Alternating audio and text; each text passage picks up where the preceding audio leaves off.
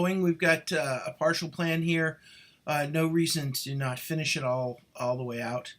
So as you remember, we've got a wedding, married. We've added the car. We want to start looking at a house, kids, things like that. We've doubled our income here as two people have gotten involved. We spent on the wedding. We included the wedding loan. We have our student loan. We have a student loan. We have not any credit card debt. That's great. But we also have lots of other things going on. And we're only 28, 29 years old. So we need to get to all the way out wherever we're going. So let's start with just a couple simple things I think that'll help you as you start to plot through what is clearly a foggy future. You do not know what's going to happen here, but let's talk about a couple of things that are foggy futures.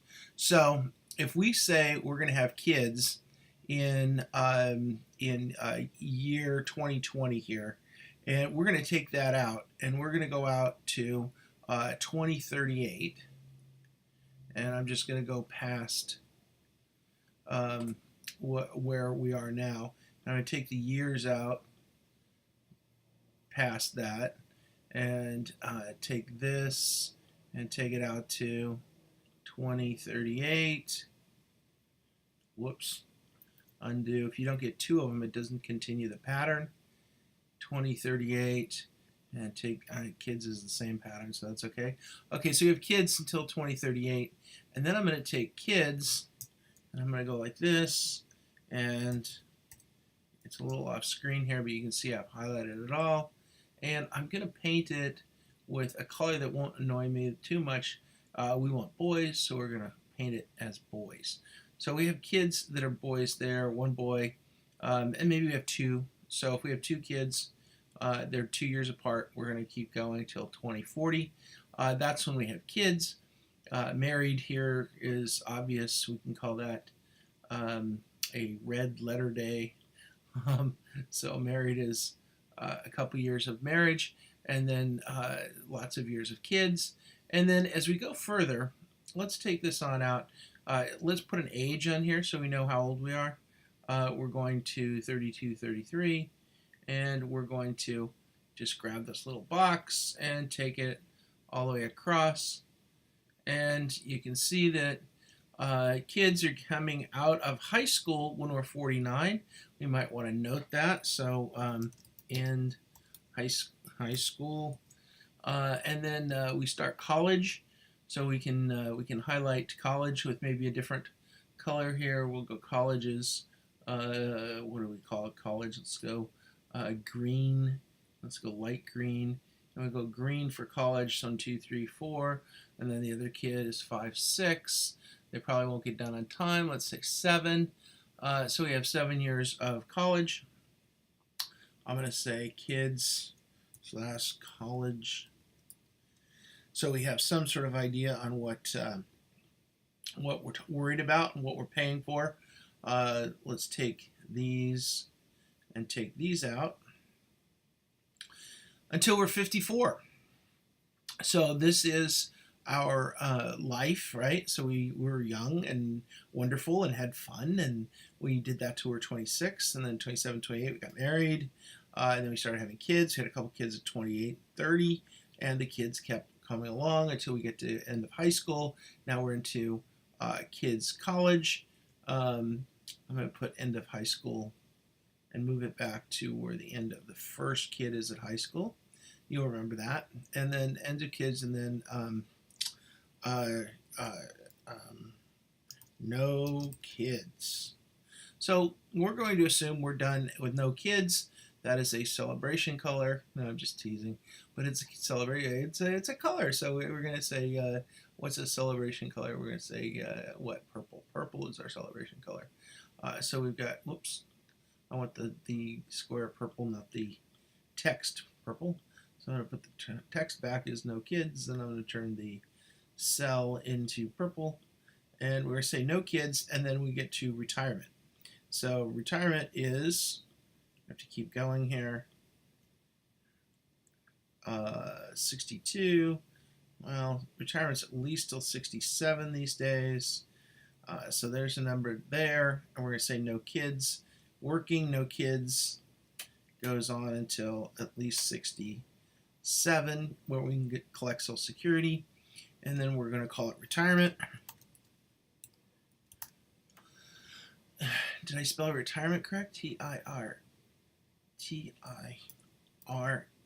I see. I have no plan of retirement, so you can see I can't spell retirement because I don't write it very often. Retirement is awesome. We're going to say retirement is blue skies ahead, but that's okay. We'll just do orange. Orange for retirement. And we need to take this. I'm going to move it over one. And we need to take this until we get all the way to 95 years old, because we're never going to work again. And that's way over here. And I will keep going until I get to, we can go to 98. We don't need money until we're 98. I like 95, doesn't really matter. So this is the phases in life that we have, and we're only here. So you can see there's quite a bit of work to do, and there's different things that are going to happen. So let's start putting some of the things that are going to happen in here. We have our first house here. We had our wedding. I'm going to take the wedding and drop it down so it's even with the car. Move along further. We have a car in 2017. We're going to say that our spouse needs a car. We're going to alternate every 5 years. So car 2017, so 2022 we need a car. And then 10 years later, or 5 years later, 2027 we need a car. Now, the reason I'm saying every 5 years is because there's two people, right? So if it was just one person, you need a car every 10 years. In this case, we need a car every 5 years because we're going to alternate. So everybody's getting a new car every 5 years. 127 is 32, this car. And 1, 2, 3, 4, 5, 27 is a car for me. And oh, that just is perfect. Guess what? The kid gets the car. Isn't that nice? So this kid gets the car when they get a new one at 2037, probably 2036 when they're 16. And the next car comes along probably a little shorter than that. So you've got, what did we say here? The kids are in college. This is both kids because it was 20 and 28. So this is the first kid in college. This is the second kid in college. So 20, 37, 38, 39, 40, 41, 42. That's probably going to be too late for a car. They're probably going to want one before that. So you might want to try to stretch your car here. This car is going to be a 2027 to 2027 to 2037. That'll be here. So we're going to give that one a little bit less and end up with cars here. It's going to be tricky to get them a car that's perfectly even with your cars the way we're doing this, but that's okay. If you didn't grasp that, I'm just trying to figure out how you would go about giving cars to your kids while your cars wore out so they could take them. But nevertheless, so we've got cars here. We'll just keep going with the car plan. 2037 is 42 is car. 47 is car. 52 is car. 57 is car. 62 is car. They're going to wear out, believe it or not, in retirement. 67 is probably car. This will probably be your last cars, right? So 71, you're probably not going to be putting a ton of miles on your car. You might not need additional cars. Although, if you live to 95, you might, but these will probably be your last cars. We're going to stop cars right then, and you can always keep driving them or whatever. So those are cars. In addition to that, the other things that are going to happen is your house. You've got your first house here. You've got kids. So it may be not your best house. Let's say that you go another 8, 9 years until you get enough established in equity and so on in your house. So you go from 2020 to say 2028. We're looking for a new house, probably the house that the kids can be bigger in, they can grow up in. You've got one kid that's going to be 8, the other one's going to be 6. That's a good time to have a house where you know that they're in the right school district, et cetera, et cetera. So there's a bigger house that you grow your kids up in. There's 2028. And then you come to your kids and the kids go off to college. That might be a time to downsize.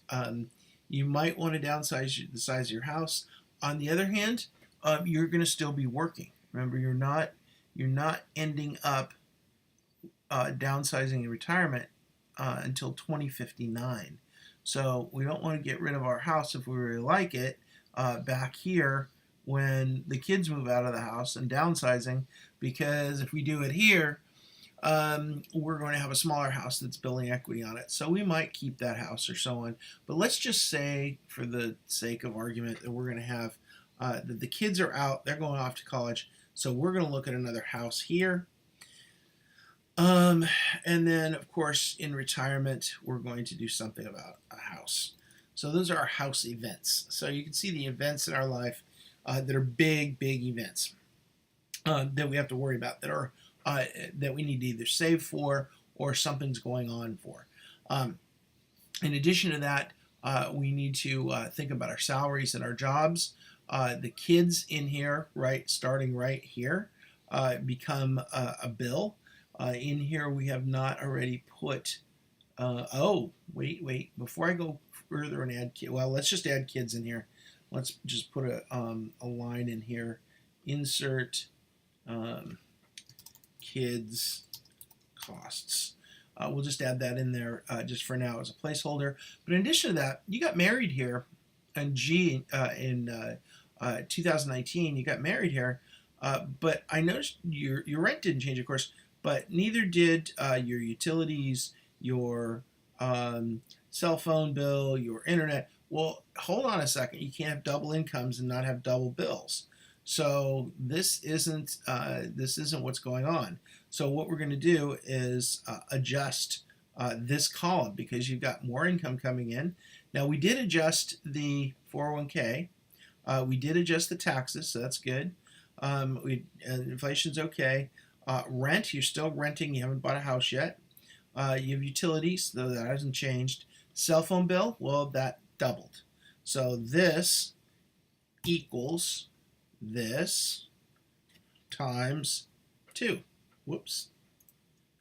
This cell times 2, enter. So that's an expense. Internet equals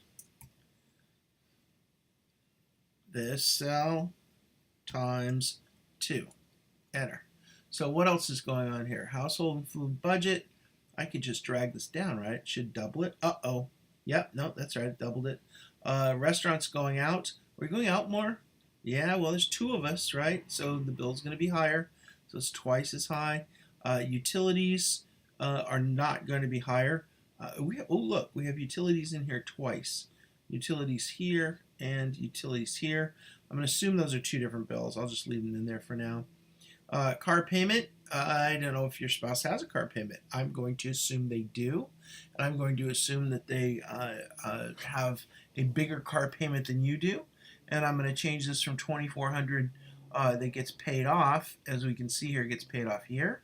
Let's throw this in at, say, $300 a month, which is $3,600 a year. And 36 and 24 is $6,000. So I'm going to turn this number into $6,000. Enter. And that keeps coming across. This is the end of the 2,400. Maybe they end at the same time. Or let's say we have a new car here for somebody. So let's say that their payment ends. We still have 2,400 here, and we need to deal with this car. So I'm going to highlight this car in yellow. So I know that I haven't covered it, and maybe their payments only last 4 years. This was a 1, 2, 3, 4, 5, 6, 7-year loan for $2,400 for that car. Okay, so that's something we still have to deal with. Let's go back to column G here and go down here, the rest of it. We've got auto insurance. Auto insurance is going to be that cell times, I'm going to guess 2. Oops. Undo. This equals this times 2, enter. Auto maintenance, that is the same. I'm going to drag that down, is also times 2. The auto gas is going to be times 2. The clothes, at least times 2. Hair, probably not times 2. Well, I got $20 a month in there. It sounds like the guy is $20 a month. So I'm going to take this number up and say it's got to be, I don't know what the couples are going to spend on hair, but let's say it's at least $100 a month, or $1,200 a year. Shoes, that's got to be at least times 2. Let's say $500 a month on shoes, or a year on shoes. $500 a month. Well, yeah, I mean, it's possible, but that'd be a hobby, not a necessity. Family gifts are going to be at least times 2, equals previous times 2. The pet, assuming only one pet. Wedding, they're paying off the wedding. Vacations, they're eventually going to have to take vacations. I'm going to stay vacations in here because now you're married and stuff. You want to take a week with a cruise or something to do, that is expensive. Let's just put $5,000 in for vacation, see how that works. Kids costs, we just started kids, so forget the vacations. Maybe squeeze one in. Let's squeeze one in. The first year the kid's not going to be too bad, so let's think about that probably in the next video. Let's just get through this one. Third G, in fact, let's put kids cost and do it in yellow so I don't forget. And then credit card. Did your spouse come with credit card debt? Yeah, bet it did. Bet it did. Yeah. One of you had to, right? Odds are one of you did. So let's say there's $5,000 in credit card debt on that credit card. Hopefully it's not going up. We're going to start paying it off. So let's leave these in yellow so we know that we haven't done that. Student loan, MBA. Let's say the other spouse does not have a student loan. Student loan regular, and then total expenses are right. Okay, cash flow is right. Checking and savings. Okay, so did the other person bring any money with them? Of course they did. Of course they did. Now we spent $9,000 on the wedding. Remember up here we took the $9,000 out. Let's say that the other person had some money in savings that we didn't put in the wedding, and let's take that savings, and we got $1,679 in here. Let's say they had $5,000 savings, so we have 6679. So they added that in. Collectibles, they didn't have any. 14,000 the 401k. We're moving on that. So I'm going to put an asterisk here. Now this is what you say, asterisk. What does that mean? And I put an asterisk here.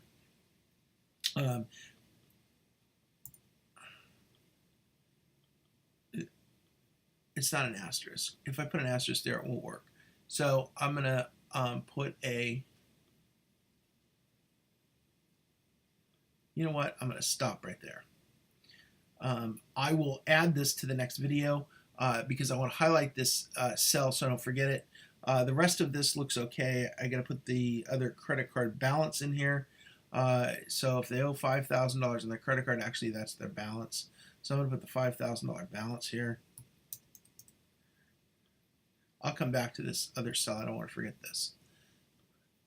And up here, the payment, they're probably making the minimum payment, which has got to be, what, $200 on their credit card. So they're never going to end up paying off.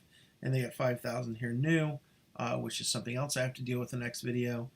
Student loans are okay. Net worth is okay. Inflation's okay. All right, so we got this column done. In the next video, I will adjust these little things and move forward. And we'll get all the way out, sooner or later, all the way out to the end.